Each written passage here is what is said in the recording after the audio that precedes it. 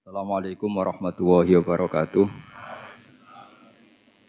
Bismillahirrahmanirrahim. Tabarakalladzi nazzala al-furqana ala 'abdihi liyakuna lil 'alamin nadhira. Allahumma shalli wa sallim ala nabiyyillah wa ala rasulillah sayyidina Muhammadin wa ala alihi washabbihi ajmain. Nama ba'du.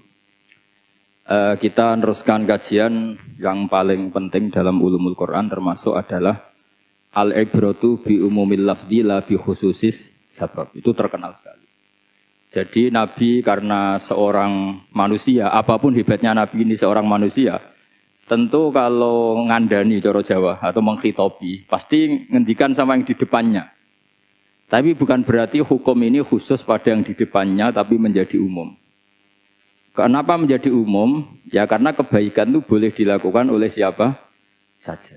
Misalnya Rasulullah ngendikan sama Mu'ad, ya Mu'ad inni uhibbuka fala tada'anna dubura kulli sholatin wa fi riwayatin faqul fi duburi kulli sholatin Allahumma a'inni ala zikrika wa syukrika wa husni ibadatik. Itu jelas kalimatnya Nabi, ya Mu'ad saya mencintai kamu, maka jangan pernah engkau tinggalkan setelah sholat kamu membaca Allahumma a'inni ala zikrika wa syukrika wa husni ibadatik. Ya Allah, tolonglah kami supaya selalu mengingat Engkau ala zikrika dan mensyukuri nikmat Engkau, dan tolong kami selalu beribadah kepada Engkau.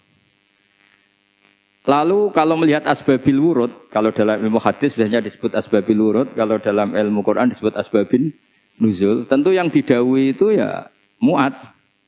Tapi Anda tidak boleh begini, saya tidak wiridan itu, yang disuruh Nabi kan Mu'ad, saya kan tidak Mu'ad.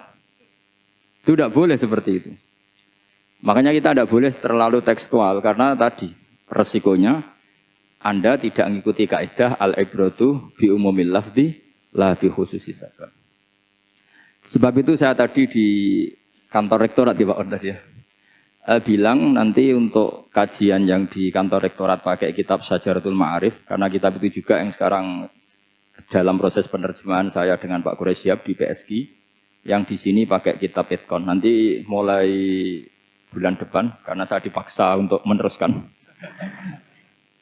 Ini sudah kayak Tuhan saja maksa-maksa. Itu pakai kitab Itqan. Nanti babnya tak kasih yang mendesak untuk diketahui. Termasuk apa? Al-ibratu bi umumil lafzi la bi khususi sabab. Sehingga di Quran misalnya begini, ada cerita begini.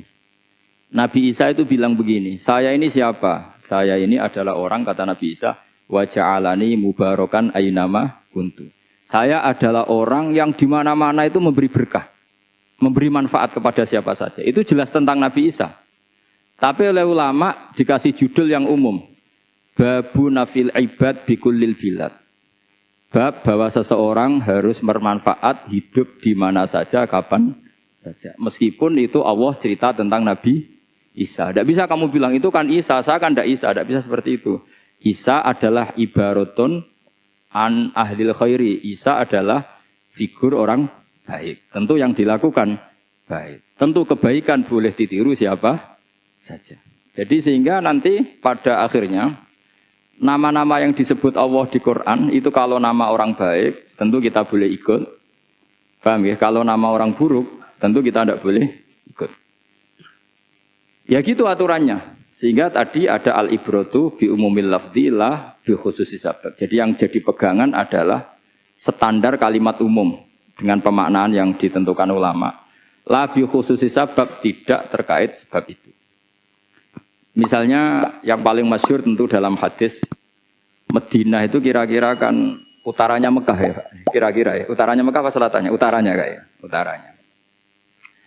Dulu penduduk Madinah itu kalau bikin kloset itu, pokoknya kalau qada'ul hajat itu menghadap ke utara atau selatan. Terus kata Rasulullah, kalau kamu sedang qada'il hajat, sedang buang kotoran tuh jangan menghadap Ka'bah, juga jangan membelakangi Ka'bah. Itu Nabi redaksinya unik. Walakin syarriku aw gharibu. Tetapi kamu menghadap barat atau menghadap timur. Itu semua riwayat walakin syarriku aw gharibu, tapi kamu menghadap barat atau timur.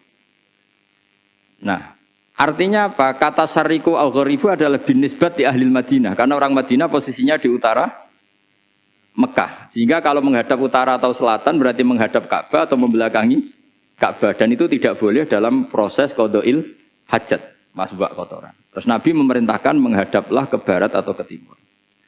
Nah, al-ibratu bi'umil lafzi la bi khususi sabab juga direvisi oleh ulama begini, kecuali sebab itu ada ilat.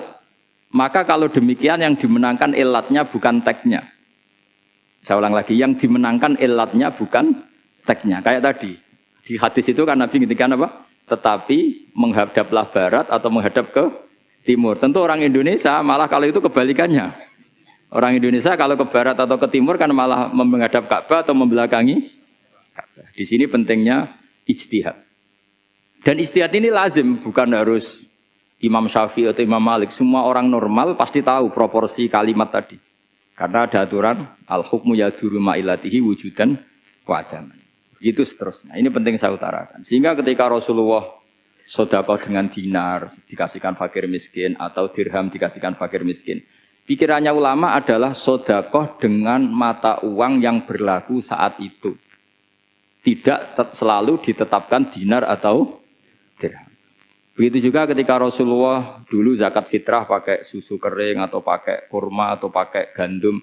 Ulama semua bilang yang penting kuti ahlil balad. Yang penting makanan pokok di negara itu. Dalam konteks Indonesia tentu apa? Beras. Ini penting saya utarakan karena tanpa mengkaji ulumul Quran seperti ini. Dan kita insya Allah bulan depan saya langsung bawa kitab Itqan. Di situ ada beberapa contoh. Harus seperti itu. Karena kalau tidak terikat sebab, itu nanti takutnya ayat umum menjadi liar. Misalnya begini, pernah ada aliran sesat dulu. Kebetulan di Jogja itu, saya lihat di TV. Entah salah kiainya, entah salah dosennya, entah salah siapa. Atau salah orangnya agak stres, tidak tahu saya. Semoga salah orangnya itu sholat menghadap 4 arah. Alasannya Allah nggak ada di mana-mana, ya sudah. Di barat, rakaat kedua ke utara, rakaat ketiga ke timur, rakaat keempat ke selatan. Itu uniknya itu ngawurnya lah, bukan uniknya. Ngawurnya itu dalil fa'ina ma tuwallu fatamma wajhu. Kamu hadap kemana saja di sana ada ridho Allah. Sehingga semua ulama ketika bikin kaidah al-ibratu bi'umil lafzi la bi khususi sabab selalu menyertakan kecuali khususus sabab ini ada illatul hukmi. Maka itu enggak jadi. Kayak ayat tadi, kalau kamu pakai umumnya lafaz itu kan boleh sholat menghadap mana saja.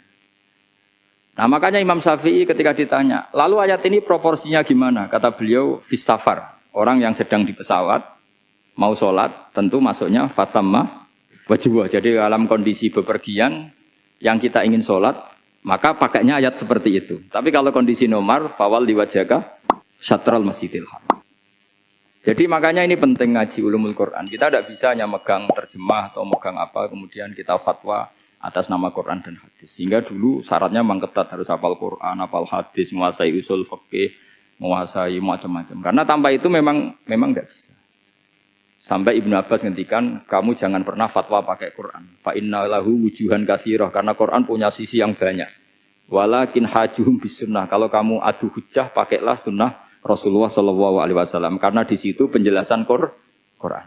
Misalnya tadi Rasulullah ketika kondisi normal pasti sholat menghadap Ka'bah. Jadi kalau bepergian nanti unta, kata riwayat-riwayat, ainama tawajjahat bihi rokhilatuh, kemana saja posisi unta menghadap. Ada ulama yang berpendapat itu khusus sholat sunat. Kalau sholat fardu dalam kondisi ada punya mobil harus berhenti. Ini madzhab Syafi'i.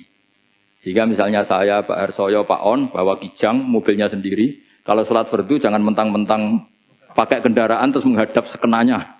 Kalau mau ke Banyuwangi berarti menghadap ke timur, itu yang boleh hanya sholat sunat. Kalau sholat fardu harus berhenti. Karena kijang ini dalam kendali Anda. Kecuali dalam surah yang kendaraannya tidak dalam kendali Anda. Misalnya kita naik pesawat. Jadi harus dibedakan.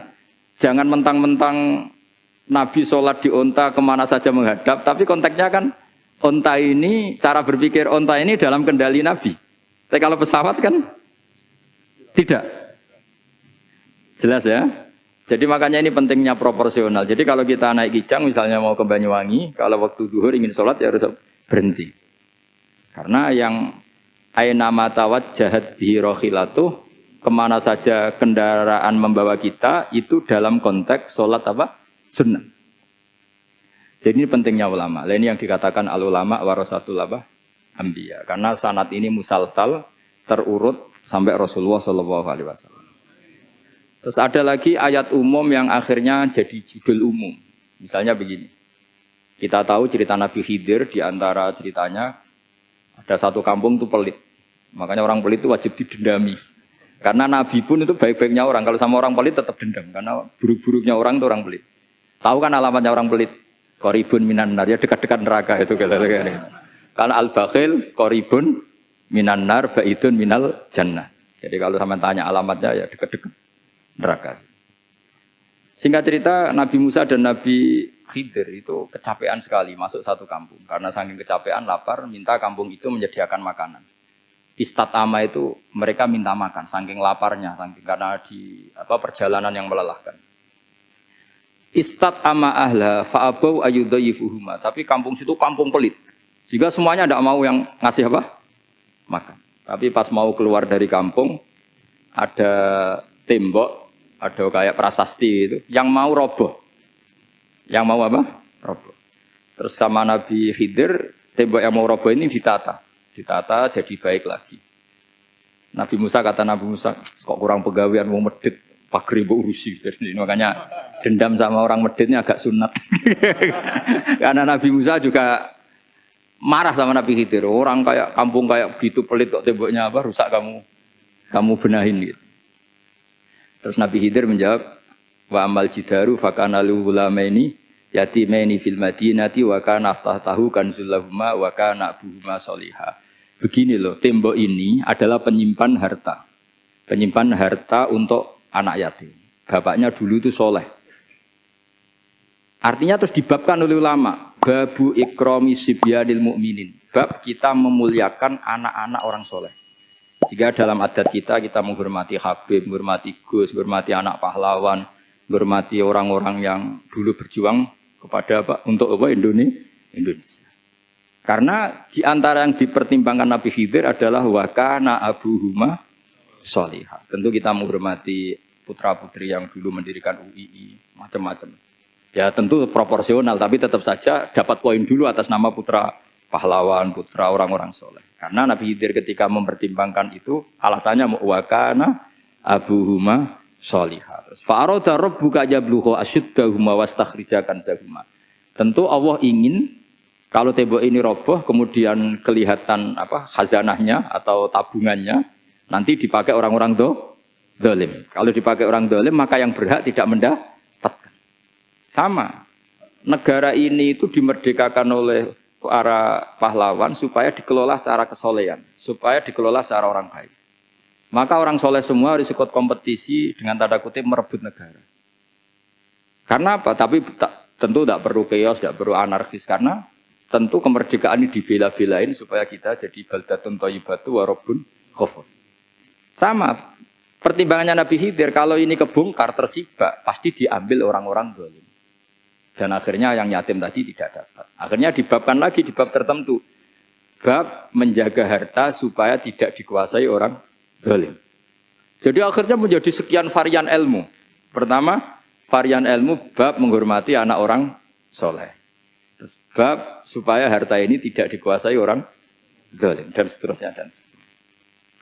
Nah, saya harapkan nanti dengan ulumul Quran kitab Itqan itu nanti aturan-aturan seperti itu tertanam pada Anda. Sehingga sebetulnya ulama fikih yang ngarang kitab sampai satu boto-boto itu sebetulnya ya normal-normal saja. Kalau sampean sudah mengkaji ilmu yang kayak saya kaji itu normal-normal saja. Misalnya begini, saya beri contoh ya. Orang munafik itu disifati Allah gimana? Wa idza qamu ilas sholati qamu kusala. Orang-orang munafik adalah orang ketika mau sholat itu bermalas-malasan. Terus kitab Fathul Mu'in atau Fathul Wahab atau kitab semua kitab fikih bikin judul gini. Saya masih ingat takbirnya. Wa yusannu nasyatun li sholatin. Disunatkan kalau sholat itu ketok gumrigah, ketok semangat. Fa inna Allaha ta'ala dzamma tarikihi. Karena Allah mengkritik atau menyalahkan orang yang kalau sholat itu tidak nasyat, tidak gumrigah, tidak semangat. Mergo seperti itu adalah fi'lul munafikin, perilakunya orang munafik. Terus ditulis wa idza qamu ila sholati qamu kusala. Artinya di situ Allah mengkritik orang munafik. Kenapa? Karena kalau sholat malas-malesan. Anda ingin bersifat kayak orang munafik apa bersifat kayak Rasulullah? Tentu ingin seperti Rasulullah. Kalau ingin seperti Rasulullah ya wasari'u ila maghfiratim mir rabbikum. Kalau ada kebaikan harus cepat-cepat, harus disegerakan.